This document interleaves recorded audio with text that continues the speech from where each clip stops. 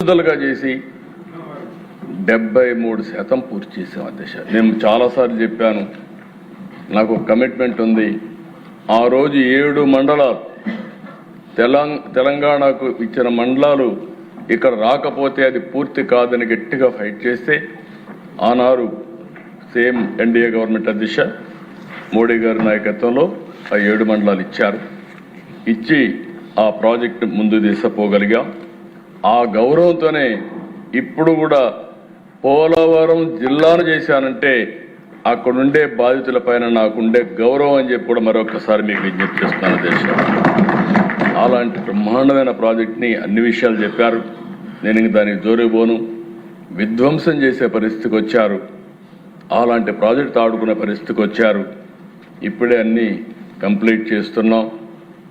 తప్పకుండా రాబోయే సంవత్సరం పుష్కరాల కంటే ముందు పోలవరం పూర్తి చేసి జాతికి అంకితం చేసే బాధ్యత ప్రభుత్వం తీసుకుంటామని ఒక నిర్దిష్టమైన లక్ష్యాలు పెట్టుకొని ముందుకు పోతున్నాం.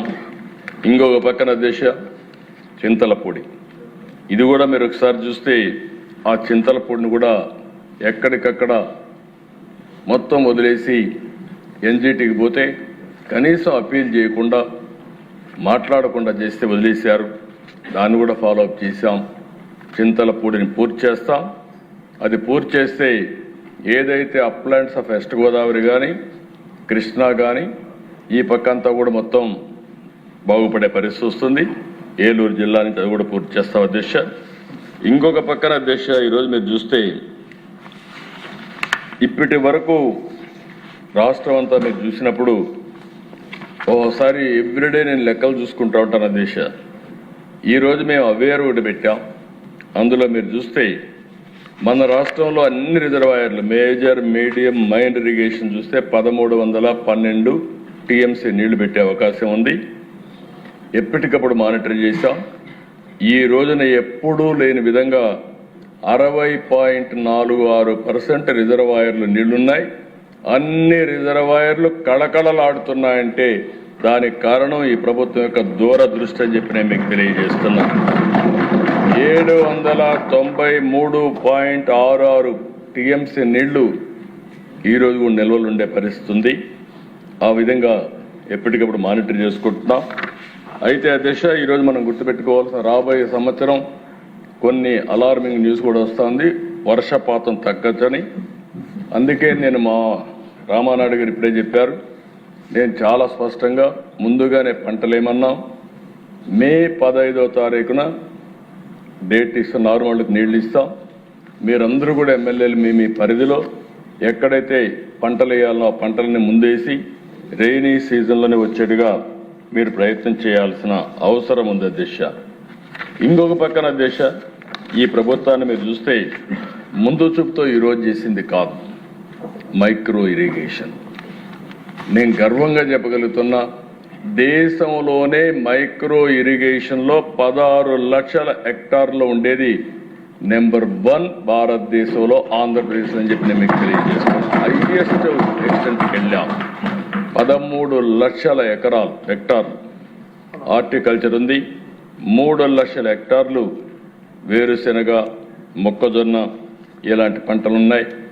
ఈరోజు రాయలసీమ అప్ టు మార్కాపురం వరకు 90% సబ్సిడీ ఇస్తున్నాం. మిగతా రాష్ట్రంలో 70% ఇస్తున్నాం. దీనివల్ల 1 ఎకరాకు వాడే నీళ్లు 2.5 ఏకర్స్ని కవర్ చేసే పరిస్థితి వస్తుంది. మైక్రో ఇరిగేషన్ పైన కూడా ఎక్కువ శ్రద్ధ పెడుతున్నాం అధ్యక్ష. ఇది కాకుండా అధ్యక్ష ఈరోజు మీరు ఒకసారి చూస్తే వాటర్ యూజర్స్ అసోసియేషన్, దీన్ని ఒకప్పుడు స్టేక్ హోల్డర్స్ ఇన్వాల్వ్మెంట్ పెట్టాలని వాటర్ యూజర్స్ అసోసియేషన్ తీసుకొచ్చాం. మొన్న కూడా మీటింగ్ పెట్టాం. తద్వారా ఈరోజు మీరు చూస్తే వాటర్ యూజర్స్ అసోసియేషన్ అంతా కూడా ఒకప్పుడు సాగునీటి ప్రాజెక్టులను పెట్టారు. ఇప్పుడు వాటర్ మేనేజ్మెంట్ చేయడానికి మొత్తం కూడా వారికే బాధ్యత చెప్తున్నాం. ఈ కాలవే కాదు ఏరియాలు కూడా మారుస్తున్నాం. ఒక్కొక్క ఏరియా ఆఫ్ జ్యూరిస్డిక్షన్ తీసుకొని ఫారెస్ట్ కానీ రివర్స్ కానీ వాగులు కానీ వంకలు కానీ మొత్తం ఆ ఏరియా అంతా కూడా వాటర్ కన్జర్వేషన్ దగ్గర నుంచి టోటల్ యాక్టివిటీస్ అన్ని వాళ్ళకే అప్పచెప్పే పరిస్థితికి వస్తున్నాం. అదే మరి అధ్యక్ష ఈరోజు ఇంకొక పక్కన మీరు చూస్తే ఏదైతే దీనివల్ల చాలా వరకు మనకు లాభం వచ్చే పరిస్థితి వస్తుంది. ప్రభుత్వం కూడా ఒక పాలసీ పెట్టుకున్నాం. ఆ పాలసీ ప్రకారం +3 -8 వర్షాకాలం అయిపోయిన తర్వాత +3లో ఉండాలి. మళ్ళీ వర్షాకాలం ప్రారంభం అయ్యేటికి -8